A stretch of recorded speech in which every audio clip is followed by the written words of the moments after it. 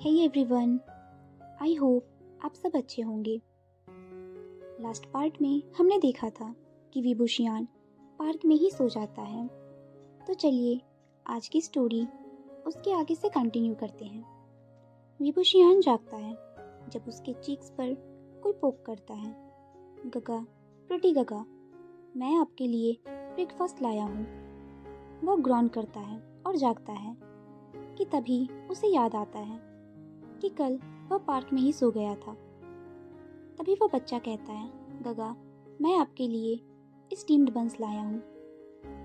हे brat, क्या तुम फिर अपने बेबी सिटर से भाग रहे हो? नो गगा, आज मैं अपने पापा के साथ आया हूँ। प्रिटी गगा, आपका नाम क्या है? मेरा नाम जिंगई है, लैन जिंगई। आप मुझे जिंगई या फिर जो चाहे वो बुला सकते हैं। ये सुनकर विभूषियान चौंक जाता है। लैन जिंगई, लैन, क्या ये लड़का लैन है? वह बचे हुए बंस को गल्प करता है और कहता है, सो तुम्हारे फादर का नाम लैन वांगजी। कि तभी उसे एक डीप वॉइस सुनाई देती है। हाँ, बट तुम मुझे लांजन कह सकते हो। और तभी उस बच्चे का फादर झाड़ियों के पीछे से आता है, जो देखने में बिल्कुल गॉड जैसा लग रहा था। क्या मैं पूछ सकता हूँ आपका नाम क्या है? मेरा नाम वीइंग है। वह फील कर सकता था कि उसकी आंखें सिर्फ उसे ही देख रही हैं और अचानक से वह नर्वस फील करने लगता है। वह जस्ट रियलाइज करता है कि लास्ट टाइम वांगजी ने जब उसे देखा था तब से वीइंग ने अपने कपड़े भी नहीं बदले हैं। वह मन में कहता है, गॉड, मैं जरूर पार्क में होमलेस पर्सन की तरह लग रहा हूँ। वह अनकॉन्शियसली अपने बालों को ठीक करने लगता है जो कि उलझे हुए थे और अपने कपड़ों को देखता है जो कि गंदे हो चुके थे। वह सोचता है, जीसस, मैंने क्या इम्प्रेशन बनाया है। बट वह देखता है कि वांगजी उसे अपना हाथ देता है। जैसे ही उसके हाथ वांगजी से टच होते हैं, उसे फिर से इलेक्ट्रिसिटी फील होती है अपनी पूरी बॉडी में और वह अपना हाथ पीछे कर लेता है। वह कहता है, आई एम सॉरी, मैं गंदा हूँ, मुझे आपको टच नहीं करना चाहिए। लांजान उसे कुछ देर के लिए देखता है और फिर कहता है, मेरे साथ आओ। इस पर विभूषियान पूछता है, पर कहाँ? इस पर वह बच्चा कहता है, गगा, आपको आना चाहिए। पापा ने आपके सोने के लिए ऑलरेडी एक होटल प्रिपेयर करा दिया है और वहाँ आपके लिए कपड़े और फूड भी हैं। वह बच्चा बहुत ही ज़्यादा एक्साइटेड साउंड कर रहा था और विभूषियान के चारों ओर डांस करने लगता है। वह कहता है, चलो गगा, मैं आपके लिए कपड़े पसंद किए हैं। मैं आशा करता हूँ कि वह आपको पसंद आएंगे। इस पर विभूषियान कहता है, पर क्यों?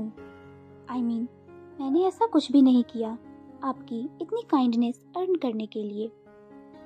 इस पर वांगजी कहता है, मैं देख सकता हूँ कि तुम एक अच्छे इंसान हो और तुमने मेरे बेटे का ध्यान रखा था। सो इन रिटर्न मैं तुम्हारा ध्यान रखना चाहता हूँ। वांगजी उसकी तरफ देखकर नोट करते हुए कहता है, इनफैक्ट मैंने ऑलरेडी एक प्रोग्राम स्टार्ट किया है इस सिटी के होमलेस लोगों की हेल्प करने के लिए। मुझे अच्छा लगेगा अगर तुम इसमें मेरी मदद करोगे तो। सिर्फ अगर तुम माइंड ना करो तो। इस पर वीइंग कहता है, मुझे सच में नहीं पता कि मैं क्या कहूँ। इस पर वह बच्चा कहता है, गगा, हाँ कर दो। इस तरह आपको फिर पार्क में नहीं रहना पड़ेगा। आपके सर पर हमेशा छत होगी। आपको खाने के लिए चिंता नहीं करनी पड़ेगी और मैं हर रोज आपको देख सकता हूँ। जिंगई एक्साइटेड होकर उसके हाथों को खींचने लगता है। इस पर वीइंग कहता है, वेट, एवरी डे? वह उस बच्चे और उसके फादर की ओर देखता है। वो दोनों उससे हाँ सुनने की उम्मीद कर रहे थे। उनकी पपी आइज देखकर वीइंग हाँ कर देता है। हाँ सुनकर उनकी आंखों में चमक आ जाती है। अब वो लोग उसे पार्क के पास के ही एक होटल में लाते हैं। वहाँ एक रूम में ले जाकर जिंगई कहता है उसे शावर लेने के लिए। फिर विंग हॉट शावर लेकर वो कपड़े पहन लेता है जो जिंगई ने पसंद किए थे। वह अपने बालों को भी अच्छे से कॉम्ब करके टाई कर लेता है। जब वो मिरर में अपनी रिफ्लेक्शन देखता है तो सरप्राइज हो जाता है। वह बिल्कुल वैसा लग रहा था जब वो अपने कॉलेज में हुआ करता था। उसे देखकर वह बच्चा कहता है, वाओ काका, आप बहुत प्रिटी लग रहे हो एंड हैंडसम भी, वाओ। विंग उस बच्चे की तरफ देखकर एक स्माइल करता है और जैसे ही वांगजी की तरफ देखता है वह फ्रोज हो जाता है।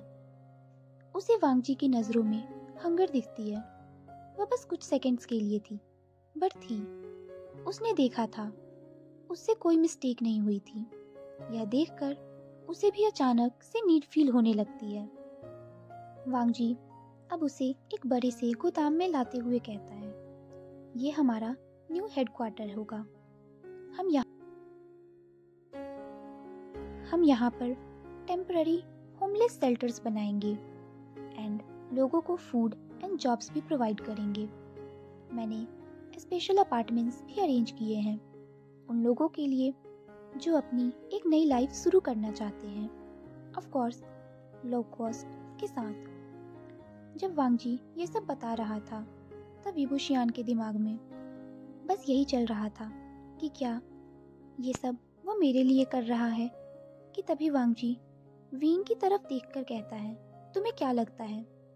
इस पर विंग कहता है, ग्रेट, ये रियली बहुत अच्छा है, बट मेरे पास एक क्वेश्चन है। वह नर्वसली अपने हाथों से खेलते हुए कहता है, मैं ही क्यों? आई मीन मुझे पता है कि मैंने तुम्हारे बेटे की हेल्प की थी, बट मैं ही क्यों? क्या ये किसी तरह की चैरिटी है या फिर टैक्स डिडक्शन या कुछ और?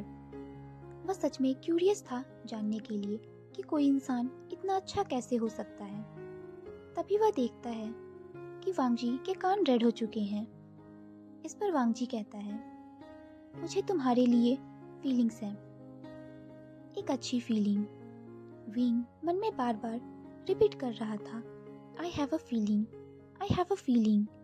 वह सोचता है उसे उसी समय भाग जाना चाहिए था जब उसने उस ब्रैड को देखा था, क्योंकि अब ये सब कुछ कॉम्प्लिकेट था।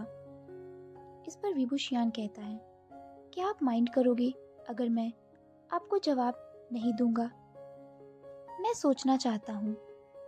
वह ये सब वांगजी की आंखों में देखकर नहीं कह रहा था। उसे डर था कि कहीं उसकी आंखें उसके वर्ड्स को बिट्रे ना कर दे। वांगजी विभूषियान को बहुत देर से देख रहा था। फिर वह फाइनली नोट करता है, श्योर, तुम अपना टाइम लो। वांगजी उसे होटल में छोड़कर उसे अपना फ़ोन नंबर दे देता है। वह कहता है, अगर तुम अपना माइंड बना लो तो मुझे कॉल करना। मैं दोपहर तक किसी से कहकर तुम्हारे पास फ़ोन डिलीवर करवा दूंगा। विभूषियान सिर्फ नोट कर सकता था। वह बहुत ही ज़्यादा अच्छा फील कर रहा था। उसे इतना अच्छा कभी फील नहीं हुआ था। फिर वह दोनों वहाँ से चले जाते हैं। अब कुछ देर बाद विभूषियान अपनी कज़न के घर पर था, जो कि उसी के अपार्टमेंट में एक फ्लोर नीचे थी। वेनकिंग, वह लेंस के प्राइवेट हॉस्पिटल में डॉक्टर थी, क्लाउड रेसिस हॉस्पिटल, इसलिए वह लेंस से काफ़ी फेमिलियर थी। आई नो, तुम्हें मेरा मजाक बनाने की ज़रूरत नहीं है, विभूषियान ग्रम्बल करता है वेनकिंग की हंसी पर। यह एक सीरियस मैटर है, किंग प्लीज हंसना बंद करो। इस पर किंग कहती है, मैंने कभी नहीं सोचा था कि मैं ऐसा दिन भी देखूंगी जब कोई माइटी विभूषियान को गलती से एक होमलेस पर्सन समझ लेगा। नो वेट, तुम सच में एक होमलेस पर्सन लगते हो अपने उन फेवरेट अजीब एक्सपेंसिव कपड़ों में। मुझे तो ये ट्रेंड्स कभी समझ में ही नहीं आते, सो मेरी तरफ मत देखो। ऐसा कहकर वह अपने अपार्टमेंट में सफाई करने लगती है, क्योंकि आज उसका डे ऑफ था। अब विभूषियान कहता है, आयुआन कहाँ है? मैं उसे मिस कर रहा हूँ। ऐसा कहकर वह अपने नेफ्यू को ढूंढने लगता है, जो कि वेनकिंग का एडॉप्टेड सन है। वह पार्क में गया है निंग के साथ। अगर तुम जल्दी जाओ तो उन्हें कैच कर सकते हो। इस पर वीन कहता है, लेकिन बाद में मुझे तुम्हारी एडवाइस चाहिए, मेरी डॉक्टर होने के नाते।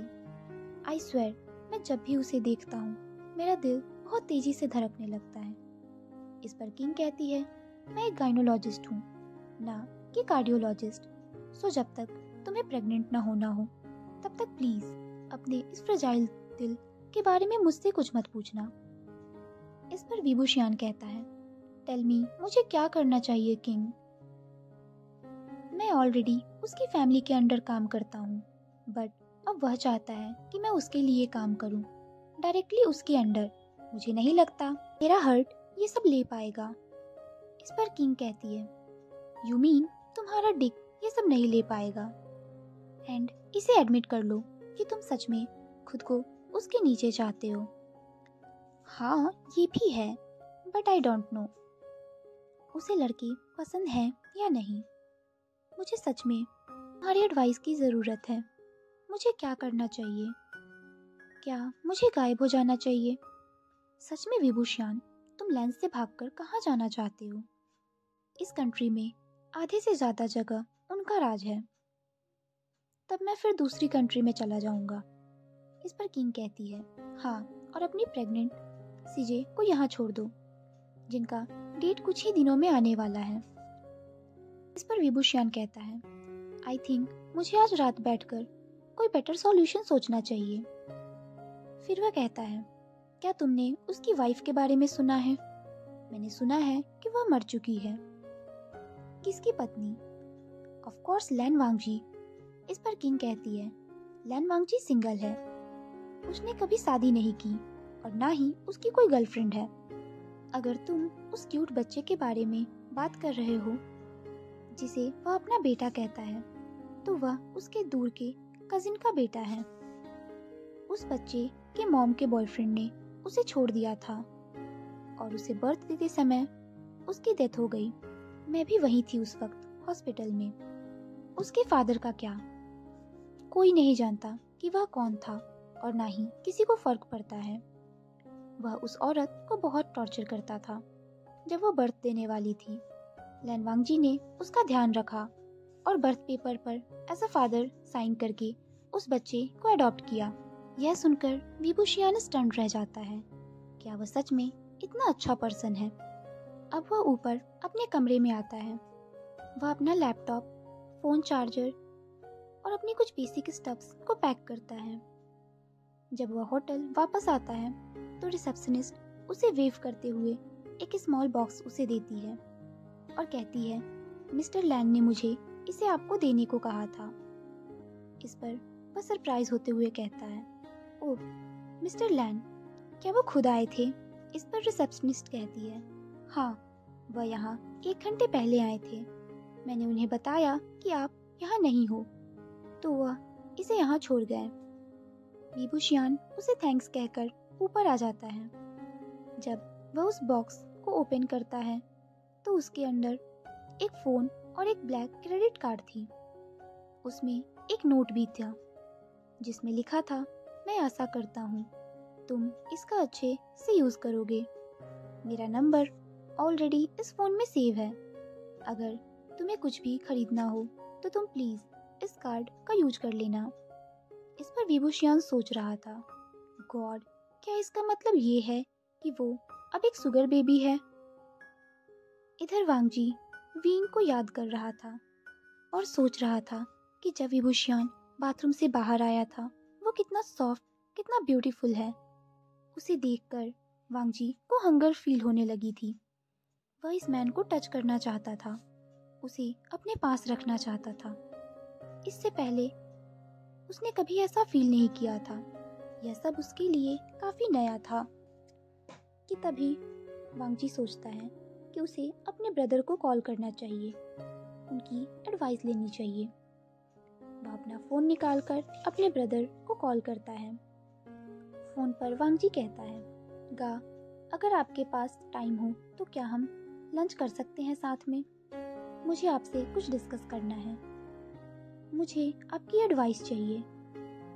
यह सुनकर सिचन स्टन था। उसके भाई ने कभी भी काम के अलावा किसी चीज के लिए उसकी एडवाइस नहीं ली थी। इस पर सिचेन कहता है, श्योर वांग जी, हम 1 घंटे में मिलते हैं। ओके, फिर मैं उन लोगों को कह देता हूँ हमारी जगह तैयार रखने के लिए।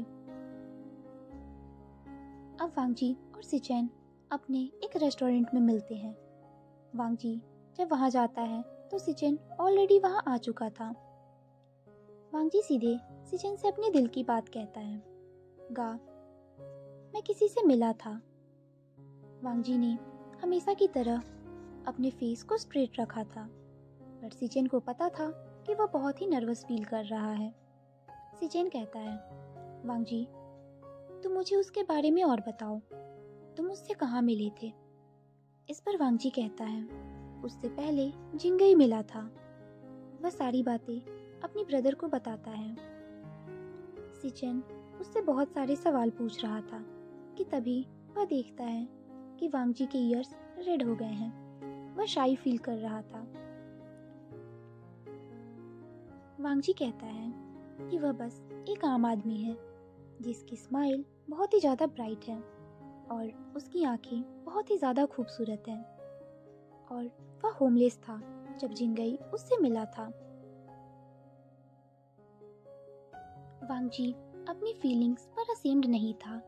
वह सोचता है कि उसके ब्रदर कोई जजमेंट दे उससे पहले उन्हें सब कुछ पता होना चाहिए। वह कहता है, गा, आप चिंता मत कीजिए, मेरे पास ऑलरेडी प्लान्स हैं। वांग जी अपने ब्रदर को एश्योर करता है, प्लान्स? हाँ, मैं टेम्पररी होमलेस शेल्टर्स बनाने और लोगों को ट्रेन करके जॉब्स ढूंढने में हेल्प करने का प्लान कर रहा हूँ। वह अपना पूरा प्लान सिचेन को सुनाता है। प्लान सुनकर सिचेन कहते हैं, ये एक्चुअली अच्छा आइडिया है, बट क्या तुम श्योर हो कि वह आदमी ये सब करने में कैपेबल है? इस पर वांग जी कहता है, उसने अभी तक हाँ नहीं कहा, उसने कहा है कि उसे कुछ वक्त चाहिए। इस पर सिचेन अपने मन में सोचता है, ओह, तो वो गोल्ड डिगर नहीं है। फिर वह वांग जी से कहता है, वांग जी, क्या मैं उनसे मिल सकता हूँ? मे बी हम साथ में डिनर कर सकते हैं या फिर लंच। इस पर वांग जी कहता है, ये अच्छा आइडिया है, मैं उससे बात करता हूँ और फिर आपको बताता हूँ। ऐसा कहकर वो साथ में लंच करने लगते हैं। तो चलिए आज के पार्ट को यहीं पे स्टॉप करते हैं। If you like it then share and subscribe it. Thank you so much.